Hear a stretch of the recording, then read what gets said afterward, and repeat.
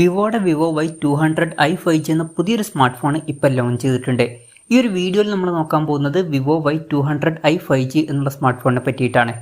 ആദ്യം നമ്മൾ ഫീച്ചേഴ്സും കാര്യങ്ങളൊക്കെ നോക്കുകയാണെന്നുണ്ടെങ്കിൽ ഡിസ്പ്ലേയുടെ കാര്യത്തിൽ വിവോ Y200i 5Gയിൽ 6.72 ഇഞ്ചിൻ്റെ ഫുൾ HD പ്ലസ് ഡിസ്പ്ലേ ആണ് വരുന്നത്. LCD പാനലാണ് ഇതിൽ ഉപയോഗിച്ചിരിക്കുന്നത്. AMOLED ഡിസ്പ്ലേ ഒന്നും ഇതിൽ വരുന്നില്ല. പഞ്ചോൾ ഡിസൈൻ കൊടുത്തിട്ടുണ്ട്. പഞ്ചോൾ വരുന്ന ടോപ്പ് സെൻറ്റർ ഭാഗത്തായിട്ടാണ്. 120 Hz റിഫ്രഷ് റേറ്റ് ഒക്കെ ഇതിൽ സപ്പോർട്ട് ചെയ്യുന്നുണ്ട്. ഏകദേശം 91.48% സ്ക്രീൻ ടു ബോഡി റേഷ്യോ ആണ് ഈ ഫോണിൽ വരുന്നത്.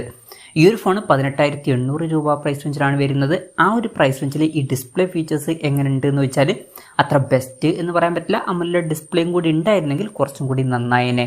പിന്നെ side mounted finger print sensor ഇതിൽ കൊടുത്തിട്ടുണ്ട്. ഫോണിൻ്റെ വെയിറ്റ് വരുന്നത് 199 ഗ്രാമാണ്. തിക്നെസ് വരുന്നത് 7.99 mm ആണ്. പിന്നെ IP64 റേറ്റിംഗ് സപ്പോർട്ട് ചെയ്യുന്നുണ്ട്. ഈ ഒരു പ്രൈസ് റേഞ്ചിൽ അത് നല്ലൊരു IP റേറ്റിംഗ് തന്നെയാണ്. പ്രോസസ്സറിൻ്റെ കാര്യത്തിലോട്ട് വരികയാണെന്നുണ്ടെങ്കിൽ സ്നാപ്ഡ്രാഗൺ 4 Gen 2 എന്ന പ്രോസസ്സർ ഇതിൽ കൊടുത്തിട്ടുണ്ട്. ഈ ഒരു പ്രൈസ് റേഞ്ചിൽ ഇത് അത്ര ബെസ്റ്റ് ആയിട്ടുള്ള പ്രോസസ്സറാണ് എന്ന് പറയാൻ പറ്റില്ല. ഈ ഒരു പ്രൈസ് റേഞ്ചിൽ ആവറേജ് ആയിട്ടുള്ള തരക്കേടില്ലാത്തൊരു പ്രോസസ്സർ എന്ന് പറയാവുന്നതാണ്. 5G സപ്പോർട്ടും കാര്യങ്ങളൊക്കെ ഇതിൽ വരുന്നുണ്ട്. പിന്നെ ഈ ഒരു ഫോണിൻ്റെ ബേസ് വേരിയന്റിൽ തന്നെ 8 GB റാമും അതുപോലെ തന്നെ 256 GB ഇന്റേണലും വരുന്നുണ്ട്. അത് നല്ലൊരു കാര്യം തന്നെയാണ്. അതുപോലെ തന്നെ ഇതിൽ 12 GB റാമും 256 GB ഇന്റേണലുമായിട്ട് വരുന്ന വെർഷനും 12 GB റാമും 512 GB ഇന്റേണലുമായിട്ട് വരുന്ന ഒരു വെർഷനും വരുന്നുണ്ട്. LPDDR4Xന്റെ റാമും UFS 2.2 സ്റ്റോറേജ് ടൈപ്പും ഇതിൽ കൊടുത്തിട്ടുണ്ട്. പിന്നെ വെർച്വൽ റാം എന്നുള്ള ഫീച്ചർ ഇതിൽ വരുന്നുണ്ട്. അതായത് എക്സ്ട്രാ റാം വേണ്ട സമയത്ത് ഇന്റേണൽ മെമ്മറിയിൽ നിന്ന് കുറച്ച് മെമ്മറി എടുത്തിട്ട് അത് റാമായിട്ട് യൂസ് ചെയ്യുന്നതായിരിക്കും. അങ്ങനെ 12 GB റാം വരെ എക്സ്ട്രാ നമുക്ക് ലഭിക്കുന്നതായിരിക്കും. സ്റ്റീരിയോ സ്പീക്കേഴ്സും കാര്യങ്ങളൊക്കെ ഈ ഫോണിൽ വരുന്നുണ്ട്. 3.5 mm ഓഡിയോ ജാക്ക് ഈ ഫോണിൽ കൊടുത്തിട്ടുണ്ട്.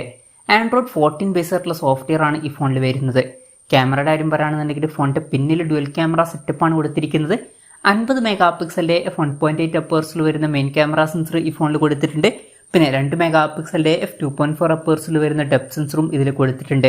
അൾട്രാ വൈഡ് ആംഗിൾ ലെൻസ് ഒന്നും ഇതിൽ വരുന്നില്ല. ഈ ഒരു പ്രൈസ് റേഞ്ചിലൊക്കെ വരുന്ന ഒരു ഫോണിൽ അൾട്രാ വൈഡ് ആംഗിൾ ലെൻസും കൂടി ഉണ്ടായിരുന്നെങ്കിൽ കുറച്ചും കൂടി നന്നായേനെ. പിന്നെ ഫ്രണ്ടിൽ 8 മെഗാപിക്സലിൻ്റെ f2.05 അപ്പേഴ്സിൽ വരുന്ന സെൽഫി ക്യാമറ ആണ് വരുന്നത്. കുറച്ചും കൂടി ബെറ്റർ ആയിട്ടുള്ള റെസൊല്യൂഷൻ ഉണ്ടായിരുന്നെങ്കിൽ കുറച്ചും കൂടി നന്നായേനെ. ബാറ്ററിയുടെ കാര്യത്തിൽ 6000 mAh ബാറ്ററി വരുന്നുണ്ട്. അപ്പോൾ നല്ലൊരു ബാറ്ററി കപ്പാസിറ്റി ഇതിൽ കൊടുത്തിട്ടുണ്ട്. 44 വാട്ടിൻ്റെ ഫാസ്റ്റ് ചാർജ് സപ്പോർട്ട് ചെയ്യുന്നുണ്ട്. ഈ ഒരു പ്രൈസ് റേഞ്ചിൽ അത് നല്ലൊരു ചാർജിങ് സ്പീഡൊക്കെ തന്നെയാണ്. Type-C ചാർജിംഗ് പോർട്ടും ഇതിൽ കൊടുത്തിട്ടുണ്ട്. അപ്പം അത്യാവശ്യം നല്ലൊരു ബാറ്ററി സെറ്റപ്പ് ഒക്കെ ഈ ഫോണിൽ വരുന്നുണ്ട് എന്ന് പറയാവുന്നതാണ്. അപ്പം ഇതൊക്കെയാണ് ഫീച്ചേഴ്സിനെ പറ്റി പറയാനുള്ള കാര്യങ്ങൾ. പിന്നെ ഈ ഒരു സ്മാർട്ട് ഫോൺ ഇപ്പം ഇന്ത്യൻ മാർക്കറ്റിൽ ലോഞ്ച് ചെയ്തിട്ടില്ല. ഇപ്പോൾ ചൈനീസ് മാർക്കറ്റിലാണ് ഈ ഫോൺ ലോഞ്ച് ചെയ്തിരിക്കുന്നത്. ചൈനീസ് മാർക്കറ്റിൽ ഈ ഫോൺ ലോഞ്ച് ചെയ്തിരിക്കുന്നത് 1599 യുവാൻ എന്ന പ്രൈസിങ്ങിലാണ്. അതായത് 18,800 രൂപ പ്രൈസ് റേഞ്ചിൽ. ആ ഒരു പ്രൈസ് റേഞ്ചിൽ ഈ പറഞ്ഞിട്ടുള്ള ഫീച്ചേഴ്സ് എങ്ങനെയുണ്ടെന്ന് വെച്ചാൽ നല്ലൊരു ബാറ്ററി സെറ്റപ്പ് വരുന്നുണ്ട്. പക്ഷെ ബാക്കി ഫീച്ചേഴ്സ് അത്ര മികച്ചത് എന്ന് പറയാൻ പറ്റില്ല. ഓൺ പേപ്പർ അത്ര മികച്ചൊരു ക്യാമറ സ്പെസിഫിക്കേഷൻ ഒന്നും വരുന്നില്ല. പിന്നെ പ്രോസസ്സർ ഈ ഒരു പ്രൈസ് റേഞ്ചിൽ ആവറേജ് എന്നേ പറയാൻ പറ്റുള്ളൂ, അത്ര മികച്ചത് എന്ന് പറയാൻ പറ്റില്ല. പിന്നെ ഈ ഒരു പ്രൈസ് റേഞ്ചിൽ അത്ര മികച്ച ഡിസ്പ്ലേ ഫീച്ചേഴ്സും ഇതിൽ വരുന്നില്ല. മൊത്തത്തിൽ നോക്കുമ്പോൾ ജസ്റ്റ് ആവറേജ് ആയിട്ടുള്ള ഒരു ഫോൺ എന്ന് പറയാം, അത്ര മികച്ചൊരു ഫോൺ എന്ന് പറയാൻ പറ്റില്ല. ഇനി ഇന്ത്യൻ മാർക്കറ്റിൽ ഈ ഫോൺ ലോഞ്ച് ചെയ്യുമോ എന്ന് വെച്ചാൽ ചിലപ്പോൾ ലോഞ്ച് ചെയ്തേക്കാം. എന്തായാലും കൺഫർമേഷൻസ് ഒന്നും ഇപ്പം പുറത്ത് വന്നിട്ടില്ല.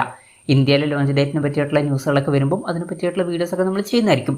അപ്പം അതുപോലുള്ള വീഡിയോസ് കാണാൻ താല്പര്യമുണ്ടെന്നുണ്ടെങ്കിൽ ഈ ചാനൽ സബ്സ്ക്രൈബ് ചെയ്യാവുന്നതാണ്. പിന്നെ ഇന്ത്യയിൽ ലോഞ്ച് ചെയ്യണമെന്നുണ്ടെങ്കിൽ ഈ ഫോണിൻ്റെ വില ഒരു 18,000 രൂപ പ്രൈസ് റേഞ്ചിലൊക്കെ ആയിട്ട് തന്നെ നമുക്ക് എക്സ്പെക്ട് ചെയ്യാവുന്നതാണ്. ഓഫ്ലൈൻ ഫോണായിട്ടായിരിക്കും മിക്കവാറും ഈ ഫോൺ ലോഞ്ച് ചെയ്യുക. എന്തായാലും വിവോയുടെ വിവോ Y200i 5G എന്ന പുതിയൊരു സ്മാർട്ട് ഫോൺ ഇപ്പോൾ ലോഞ്ച് ചെയ്തിട്ടുണ്ട്. ഈ ഒരു സ്മാർട്ട് ഫോണിനെ പറ്റിയിട്ടുള്ള നിങ്ങളുടെ അഭിപ്രായം ജസ്റ്റ് ഒന്ന് കമൻറ്റ് ചെയ്യുക. അതുപോലെ തന്നെ ഇന്ത്യൻ മാർക്കറ്റിൽ ഈ ഒരു സ്മാർട്ട് ഫോൺ നിങ്ങൾ ഏത് പ്രൈസിങ്ങിലാണ് എക്സ്പെക്ട് ചെയ്യുന്നത് എന്നുള്ള കാര്യം കൂടി ജസ്റ്റ് ഒന്ന് കമൻറ്റ് ചെയ്യുക.